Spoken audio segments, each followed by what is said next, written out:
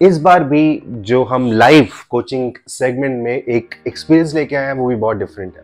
Share किया हमारे user ने इंस्टाग्राम पे, और ये एक्सपीरियंस है एक मेल यूजर का, जिन्होंने ये लिखा है कि उनको बात बात पर रोना आता है, और ये जो उनको लगता है कि ये जो कंसर्न है उनका, ये चाइल्डहुड से एग्जिस्ट करता है। उन्होंने कुछ 2-3 मुझे एक्सपीरियंसेस बताए। तो पहले जानते हैं कि ये उनके हिसाब से ये पूरा एक्सपीरियंस है क्या, ये कंसर्न उनके हिसाब से है क्या। तो सबसे पहली चीज़ उन्होंने मुझे बताई वो ये थी कि ये चीज़ स्कूल से ही शुरू हो रही थी, क्योंकि being a boy, being a male, और बार बार रोना एक एक एक इंडिकेटर होता है कि ये अच्छी चीज़ नहीं है।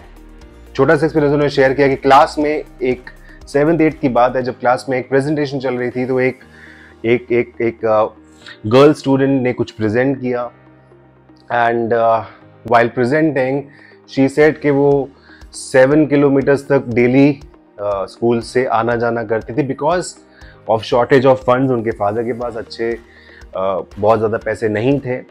इतनी बात सुन के इनके आंखों में आंसू आ गए, और जैसे इनकी आंखों में आंसू आ गए, क्लास के सारे बच्चे, मैं उस लड़के की बात कर रहा हूँ जो लड़का क्लास में बैठता था, जिसने मुझसे एक्सपीरियंस शेयर किया, सब हंसना शुरू कर दिए। देख उसको, देख जरा। अरे यार, कुछ भी बोल, सबसे पहले आंसू आएंगे इसके आंखों में। बात करेंगे सिर्फ 3 स्पेसिफिक सॉल्यूशंस की इनके केस के होंगे। सबसे पहले है हमारी self talk theory. Self talk theory हमें ये कहती है कि हमें अपने आप के साथ कितना समय बिताना चाहिए।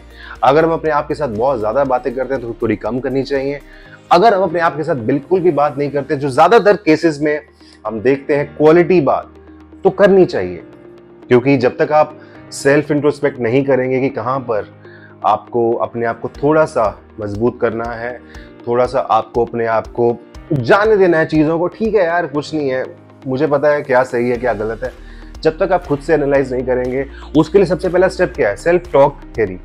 आजकल अगर आप देखें, ऑर्गेनाइजेशंस, वर्ल्ड कंट्रीज बहुत ज़्यादा इन्वेस्ट करती हैं सेल्फ टॉक थ्योरी पे। ऑर्गेनाइजेशंस, बड़े बड़े एमएनसी जो हैं, उनके पास अपने ऑफिस के अंदर ही एक सेपरेट रूम होता है सेल्फ इंट्रोस्पेक्शन का। जितना हमें दूसरों से बात करना जरूरी है, अपने आप के साथ भी बात करना जरूरी है। अगर आप सेल्फ टॉक करेंगे तो उससे एक एलिमेंट जरूर स्ट्रेंथन होगा, वो होगा सेल्फ एम्पावरमेंट।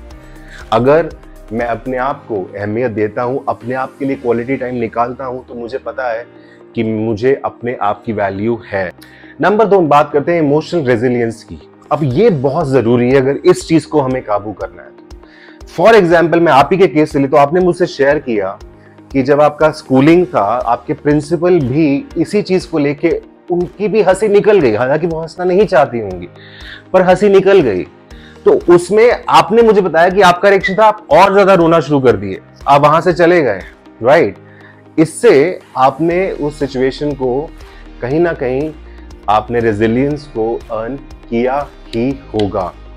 क्योंकि जब हम ऐसे सिचुएशंस को बार बार देखते हैं तो हम थोड़े से पक्के हो जाते हैं। तो इंट्रोस्पेक्ट करिए, उसको मार्क करिए, उसको आप नोट डाउन करें अपने, कि आपने आज इस बड़े चैलेंज को फेस किया, रेजिलियंस में आपने एक पॉइंट अपने आप को ऐड किया। तो जब आप अगली बार वो चीज करेंगे तो आप थोड़ा सा, चाहे 1% ही ज्यादा पक्के होंगे, लेकिन ये तभी होगा जब आप उस चीज को एड्रेस करेंगे, एक्नॉलेज करेंगे और रजिस्टर करेंगे अपने माइंड में।